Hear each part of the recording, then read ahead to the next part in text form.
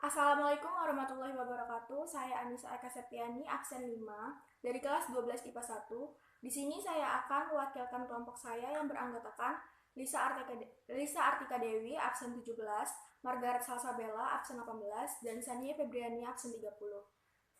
Di sini saya akan mempresentasikan hasil diskusi kami. Baiklah, yang pertama, apakah ciri-ciri fisik yang Anda miliki sama dengan teman Anda? Jawabannya adalah ciri fisik yang saya miliki berbeda dengan teman saya. Contohnya, warna kulit yang dimiliki oleh Margaret adalah kuning langsat, sedangkan Anissa, Lisa, dan Sania memiliki warna kulit sawo matang. Lalu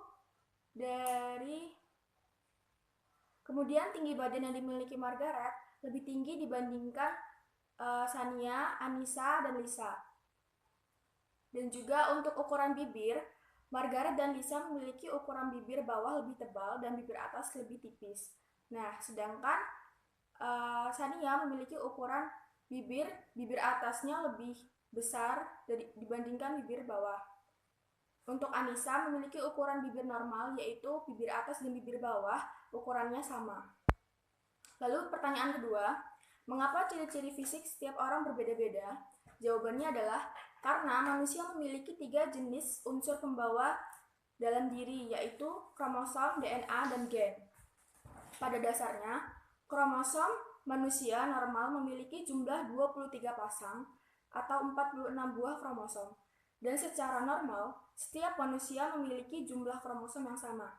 Jumlah kromosom pada manusia pada umumnya sama, tidak dengan DNA dan gen. Kedua unsur ini sangat unik karena bisa menjadi pembeda di antara manusia yang satu dengan manusia yang lain. Lalu pertanyaan yang ketiga, bagaimana pola pewarisan sifat itu dapat terjadi? Pewarisan sifat atau hereditas merupakan penurunan sifat dari induk orang tua kepada keturunannya atau anak. Sifat-sifat suatu makhluk hidup diwariskan melalui sel kelamin jantan dan sel kelamin betina. Bagian sel yang bertanggung jawab terhadap penurunan sifat sel ini terdapat di bagian inti sel atau nukleus. Di dalam inti sel terdapat kromosom. Kromosom merupakan benang-benang halus yang berfungsi sebagai faktor pembawa sifat keturunan. Di dalam kromosom terdapat substansi pembawa sifat keturunan yang terdiri atas senyawa kimia yang disebut gen.